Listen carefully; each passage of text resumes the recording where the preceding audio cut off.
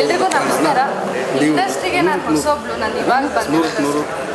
But first ಸಿನಿಮಾನೇ ಹೀಗಾಯಿತು ಅಂತ ತುಂಬ ಬೇಜಾರಿತ್ತು. ಯಾಕಂದರೆ ರಿಲೀಸ್ ಆಗೋ ಮುಂಚಿನ ದಿವಸ ಆಲ್ಮೋಸ್ಟ್ ಯಾವಾಗ ನ್ಯೂಸ್ ಸ್ಟಾರ್ಟ್ ಆಯಿತು ಅವಾಗಿಂದ ನನಗೆ ಪ್ರತಿಯೊಂದು ಕಡೆಯಿಂದನೂ ಪ್ರೆಷರ್ ಬೀಳೋಕ್ಕೆ ಶುರುವಾಯಿತು.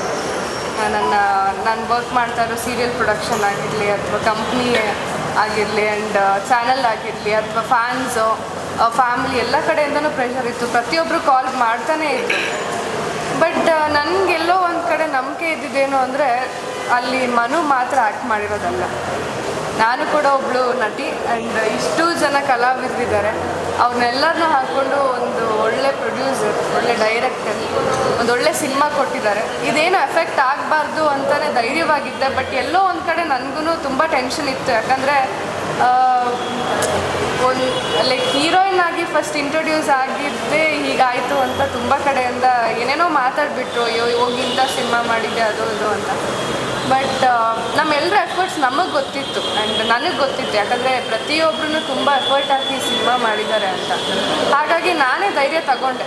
ಇವಾಗ ನನ್ನ ತಾಯಿ ಸಹ ಬಂದಿದ್ದಾರೆ, ಅವ್ರಿಗೂ ತುಂಬ ಟೆನ್ಷನ್ ಆಗಿತ್ತು. ಅಯ್ಯೋ ಹೀಗಾಗ್ಬಿಡ್ತಲ್ಲ, ಯಾರು ಕೇಳಿದ್ರೆ ಏನು ಆನ್ಸರ್ ಮಾಡೋದು. ಬಟ್ ನಾನು ಸೈಲೆಂಟ್ ಆಗಿದ್ದೆ. ನಾನು ಯಾರ ಹತ್ರ ಏನೂ ಮಾತಾಡ್ತಿರ್ಲಿಲ್ಲ, ಯಾರ ಕಾಲು ಪಿಕ್ ಮಾಡ್ತಾ ಇರಲಿಲ್ಲ. ಡೈರೆಕ್ಟ್ರ್ ಹತ್ರ ಮಾತಾಡಿದೆ, ಪ್ರೊಡ್ಯೂಸರ್ ಹತ್ರ ಮಾತಾಡಿದೆ, ಸರ್ ಹಿಂಗಾಗಿದೆ, ಏನು ಕತೆ ಅಂತ. ಅವ್ರು ಇಷ್ಟೇ ಹೇಳಿದ್ದು, ಮೇಡಮ್ ಏನೂ ಆಗಲ್ಲ, ನಾಳೆ ರಿಲೀಸಿಗೆ ಹೋಗ್ತಾ ಇದ್ದೀವಿ, ಏನು ಟೆನ್ಷನ್ ಮಾಡ್ಕೊಳ್ಬೇಡಿ, ನಿಮ್ಮ ಸಿನಿಮಾ ಅಂತ ಅಂದ್ಕೊಂಡು ಬನ್ನಿ ಅಂತ. ಅದೇ ಧೈರ್ಯ ತಗೊಂಡು ನಾನು ರಿಲೀಸಿಗೆ ಬಂದೆ. ಬಟ್ ಅಲ್ಲಿ ನಾನು ಏನು ಹೇಳೋದು, ಅಲ್ಲಿ ಜನ ಬಂದಿದ್ದ ರೀತಿ ಆಗಿರಲಿ, ಫಸ್ಟೇ ಹೌಸ್ಫುಲ್ ಆಯಿತು, ಜನ ನೋಡೋಕ್ಕೆ ಶುರು ಮಾಡಿದ್ರು. ಪ್ರತಿಯೊಂದು ಥಿಯೇಟರ್ಗೆ ಹೋದಾಗಲೂ ಒಳ್ಳೆ ರಿವ್ಯೂಸ್ ಬರೋಕ್ಕೆ ಶುರುವಾಯಿತು. ಅದೆಲ್ಲ ಒಂಥರ ಖುಷಿನೇ ಇತ್ತು. ಅದು ಇನ್ನೂ ನಮ್ಮನ್ನ ಏನು ಹೇಳೋದು, ಇನ್ನೂ ಎಲ್ಲ ಕಡೆ ಹೋಗೋಣ, ಇನ್ನೂ ಪ್ರಚಾರ ಮಾಡೋಣ ಅಂತಲೇ ಅನ್ನಿಸ್ತಾ ಇತ್ತು. ಅಷ್ಟೊತ್ತಿಗೆ ಇನ್ನೂ ಒಂದು ನ್ಯೂಸ್ ಶುರುವಾಯಿತು.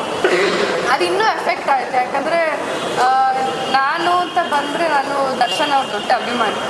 ಸೊ ನನಗೆ ಆ ಕಡೆಯಿಂದ ಕಾಲ್ಸ್ ಬರ್ತಾಯಿತ್ತು, ಮೇಡಮ್ ನೀವು ಈ ಥರ ಅಭಿಮಾನಿಯಾಗಿ ನೀವು ಇದನ್ನು ಹೇಗೆ ಸಹಿಸ್ಕೊಳ್ತೀರಿ, ಇದನ್ನು ಹೇಗೆ ಸಹಿಸ್ಕೊಂಡು ಸುಮ್ಮನೆ ಇದ್ದೀರಾ, ಏನಕ್ಕೆ ಪ್ರಮೋಷನ್ ಮಾಡ್ತಾ ಇದ್ದೀರಾ ಅಂತಲ್ಲ. ಬಟ್ ನಾನು ಅವ್ರಿಗೆ ಹೇಳಿದ್ದಿಷ್ಟೇ, ಇದರಲ್ಲಿ ಮನು ಅವ್ರು ಮಾತ್ರ ಆ್ಯಕ್ಟ್ ಮಾಡಿದ್ದಾರೆ, ನಾನು ಮಾಡಿದ್ದೀನಿ.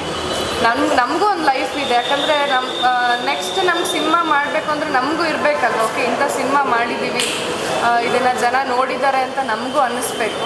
ಆ್ಯಂಡ್ ನನ್ನ ಅನಿಸಿಕೆ ಪ್ರಕಾರ ನಾನು ಎಲ್ಲೇ ಹೋದ್ರೂ, ಯಾವುದೇ ಥಿಯೇಟರ್ಗೆ ಹೋದ್ರೂ ಯಾರೂ ನೆಗೆಟಿವ್ ಮಾತಾಡಿಲ್ಲ ಸಿನಿಮಾ ಬಗ್ಗೆ. ಎಲ್ಲರೂ ತುಂಬ ಖುಷಿಯಿಂದ ನೋಡಿದ್ದೀವಿ. ಫ್ಯಾಮಿಲಿನ ಕರ್ಕೊಂಡು ಬಂದು ನೋಡಿದ್ದೀವಿ, ಇನ್ನೊಂದು ಸರಿ ಬಂದು ನೋಡ್ತೀವಿ ಅಂತ ಕೂಡ ಹೇಳಿದ್ದಾರೆ. ಸೊ ಮನೋ ಅವ್ರೇನಾದರೂ ಹಾಗೇನಾದರೂ ಮಾಡಿದರೆ ಈಗ ಅವ್ರೇನೂ ಮಾತಾಡೋಕ್ಕಾಗಲ್ಲ. ಈ ಸ್ಟೇಜಲ್ಲಿ ನಾವಷ್ಟೇ ಇದ್ದೀವಿ, ಅಂದರೆ ನಮ್ಮ ಈ ಆರ್ಟಿಸ್ಟ್ಗಳಾಗಿರಲಿ, ನಮ್ಮ ಪ್ರೊಡ್ಯೂಸರ್ ಡೈರೆಕ್ಟರ್ ಇದ್ದೀವಿ. ಸೊ ನಮ್ಮ ಕಡೆಯಿಂದ ಯಾರಿಗೆಲ್ಲ ಇದರಿಂದ ನೋವಾಗಿದೆಯೋ, ನಮಗೂ ಸಹ ತುಂಬ ನೋವಾಗಿದೆ, ನಮಗೂ ರಕ್ತ ಕುದಿಯುತ್ತೆ ಅದನ್ನೆಲ್ಲ ಕೇಳುವಾಗ, ಏನೂ ಮಾಡೋಕ್ಕಾಗಲ್ಲ. ಬಟ್ ಏನಾದರೂ ಆ ಥರ ತಪ್ಪಾಗಿದ್ದರೆ ವಿ ಆರ್ ರಿಯಲಿ ಸಾರಿ ಎಲ್ಲರಿಗೂ ಅಷ್ಟೇ.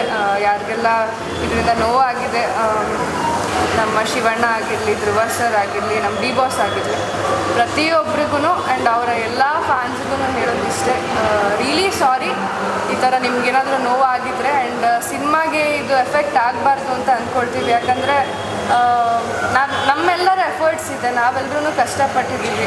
ಪ್ರಚಾರಕ್ಕಾಗಿರಲಿ, ಪ್ರತಿಯೊಂದು ನೆಕ್ಸ್ಟ್ ರಿಲೀಸ್ ಆದಮೇಲೂ ಕೂಡ ಪ್ರತಿಯೊಂದು ಕಡೆ ಹೋಗಿ ಬಂದು, ಪ್ರತಿಯೊಂದು ಕಡೆ ಒಳ್ಳೆ ರಿವ್ಯೂಸ್ ಸಿಕ್ಕಿದೆ.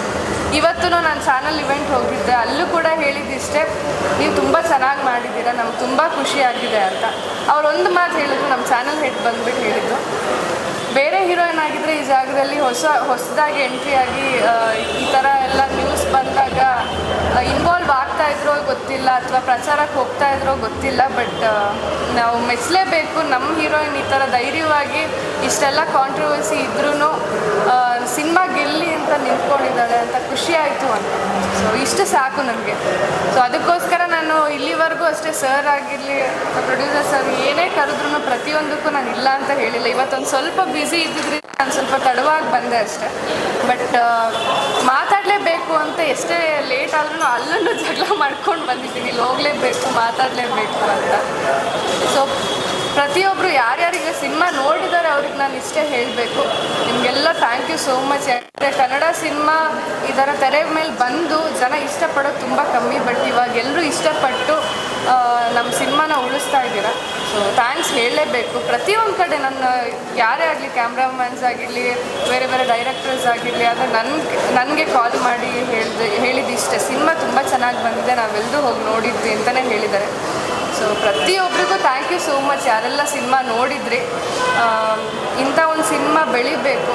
ಯಾಕಂದರೆ ಏನೋ ಒಂದು ಚಿಕ್ಕ ಯಾವುದೋ ಒಂದು ಕೆಟ್ಟ ವಿಚಾರದಿಂದ ನಮ್ಮ ಸಿನಿಮಾ ಹಾಳಾಗಬಾರ್ದು ಅಂದ್ಕೊಳ್ತೀನಿ. ಯಾಕಂದರೆ ಕನ್ನಡ ಇಂಡಸ್ಟ್ರಿಗೆ ಇಂಥ ಸಿನಿಮಾ ಬರಬೇಕಾಗಿದ್ದು ತುಂಬ ಮುಖ್ಯ ಆಗಿತ್ತು. ಯಾಕಂದರೆ ಇವಾಗ ತುಂಬ ಸಿನಿಮಾಗಳು ಬಂತು, ಯಾವುದು ನಮಗೆ ಹೆಸರುಗಳು ಕೂಡ ನೆನಪಿರಲ್ಲ. ಬಟ್ ಇಂಥ ಒಂದು ಕಂಟೆಂಟ್, ಇಂಥ ಒಂದು ಸಿನಿಮಾ ಉಳಿಬೇಕು ಅಂತ ನಾನು ಅಂದ್ಕೊಳ್ತೀನಿ.